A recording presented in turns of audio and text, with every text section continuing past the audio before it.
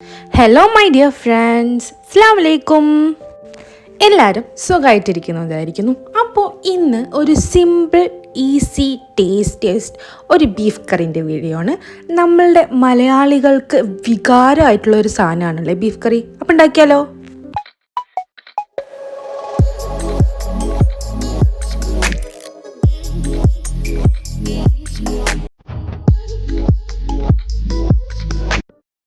അപ്പോഴേ ഇന്ന് നമുക്ക് നല്ല ബീഫ് കിട്ടിയിട്ടുണ്ട്.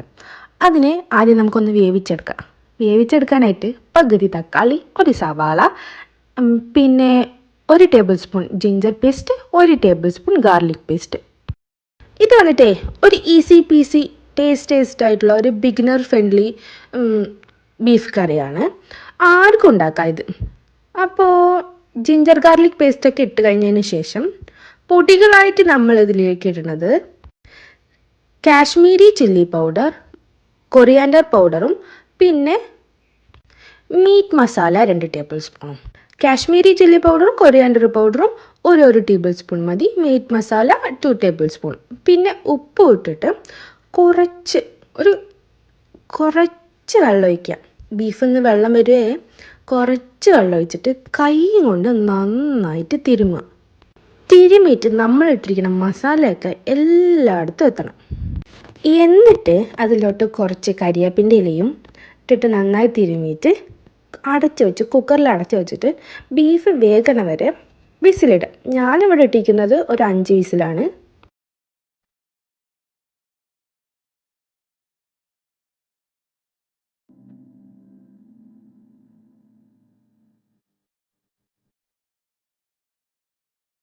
അതൊക്കെ കഴിഞ്ഞിട്ട് ഇന്ന് നമ്മൾ നാടൻ രീതിയിൽ മൺചട്ടിയിലാണ് കേട്ടോ ബീഫ് കറി വെക്കാൻ പോണത്. അപ്പോൾ അതിനായിട്ട് ചട്ടി അടുപ്പത്തോട്ട് വെച്ചിട്ട് നല്ല ചട്ടി ചൂടായതിന് ശേഷം നല്ലോണം വെളിച്ചെണ്ണ ഒഴിച്ചു കൊടുക്കുക. ഇതിന് വെളിച്ചെണ്ണ മസ്റ്റാണേ. എന്നിട്ട് അതിലോട്ട് ഹോൾ സ്പൈസസ് ആയിട്ട് പട്ട, ഗ്രാമ്പൂ, ഏലക്ക, വലിയ ജീരകം ഇട്ട് കൊടുക്കുക. എന്നിട്ട് അതിന് നന്നായി ഒന്ന് പൊട്ടിയതിന് ശേഷം ചെറിയുള്ളി, ഇതും മസ്റ്റാണേ, ചെറിയുള്ളി അരിഞ്ഞതും കരിവേപ്പിൻ്റെ ഇലയും ഇട്ടിട്ട് നന്നായിട്ടൊന്ന് വഴറ്റിയെടുക്കുക. ചെറിയ ഉള്ളി ഇട്ട കറികൾക്കൊക്കെ ഇല്ലേ ഒരു പ്രത്യേകതരം ടേസ്റ്റ് തരും കേട്ടോ. അതിൽ ഒന്ന് ട്രൈ ചെയ്ത് നോക്കുക. എന്നിട്ടത് വഴണ്ട് വന്നതിന് ശേഷം അതിലോട്ട് നീളത്തിൽ അരിഞ്ഞു വെച്ച സവാള ഇട്ട് കൊടുക്കുക. ഞാനിവിടെ എടുത്തിരിക്കുന്നത് 3 മീഡിയം സൈസിലുള്ള സവാളയാണ്. ഇത് നീളത്തിൽ കട്ട് ചെയ്തിട്ട് കുറച്ച് ഉപ്പ് ഇട്ടിട്ട് നന്നായിട്ടൊന്ന് വഴറ്റിയെടുക്കുക.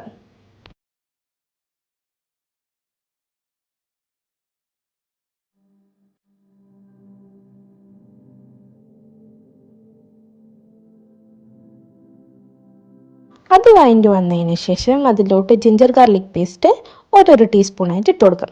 ഇതിൻ്റെയൊക്കെ ഫുൾ മെഷർമെൻറ്റ്സ് ഞാൻ ഡിസ്ക്രിപ്ഷനിൽ ഇടാവേ.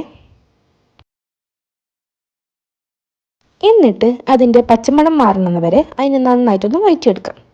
എന്നിട്ട് നമ്മൾ നേരത്തെ ഇട്ടതിൻ്റെ പകുതി തക്കാളി ഇതിലിടാം. ബീഫ് വേവിക്കാൻ നമ്മൾ പകുതി തക്കാളി ഇട്ടിട്ടുള്ളൂ. അപ്പോൾ അതിൻ്റെ പകുതി തക്കാളി ഇതിലിടാം. എന്നിട്ട് തക്കാളിയൊക്കെ ഒന്ന് ഉടഞ്ഞു വരാനായിട്ട് കുറച്ച് നേരം അടച്ചു വെച്ച് വേവിക്കാം.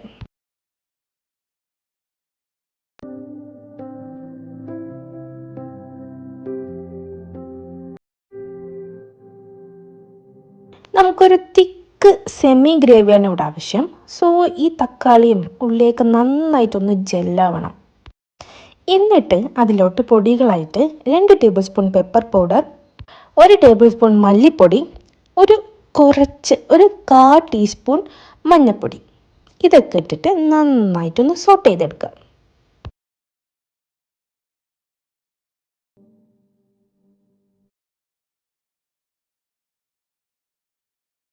ബീഫ് കട്ടില്ലേ നന്നായിട്ട് വെന്തിട്ടുണ്ട്. ഉടഞ്ഞിട്ടുമില്ല, വേവാണ്ട് ഇരുന്നിട്ടില്ല, നന്നായിട്ട് കറക്റ്റ് വേവായിട്ടുണ്ട്. അപ്പോൾ ഇനി നമ്മളിതിൽ ആദ്യം ചെയ്യേണ്ടത് ആ ബീഫ് വെന്തതിൻ്റെ വെള്ളം ആ സ്റ്റോക്ക് ഫസ്റ്റ് ഒഴിച്ചു കൊടുക്കുക. എന്നിട്ട് അതിനെ നന്നായിട്ട് കുറുക്കിയെടുക്കുക. നന്നായിട്ട് അടച്ച് വെച്ച് കുറുക്കിയെടുക്കുക. അടച്ച് വെച്ച് കുറുകിയതിന് ശേഷം അതിലോട്ട് എണ്ണയൊക്കെ തെളിഞ്ഞ് വരണം കേട്ടോ. അതിലോട്ട് നമ്മുടെ വേവിച്ച് വെച്ച് ബീഫ് ആഡ് ചെയ്ത് കൊടുക്കുക. എന്നിട്ട് വീണ്ടും ഇതിനെ അടച്ച് വെച്ചിട്ട് ഒന്ന് നന്നായിട്ട് കുറുക്കിയെടുക്കണം. കാരണം എന്താ വെച്ചാൽ ഈ ബീഫും നമ്മൾ ഉണ്ടാക്കിയ ഈ മസാലയും കൂടിയിട്ട് നന്നായിട്ടൊന്ന് ജെല്ലാവണം. അത് രണ്ട് മസാലയും ബീഫും രണ്ടുപേരും കൂടിയിട്ട് ഒന്ന് ഇണചേരണം. അതിന് വേണ്ടിയിട്ട് അടച്ച് വെച്ചിട്ട് നന്നായിട്ട് കുക്ക് ചെയ്തെടുക്കാം.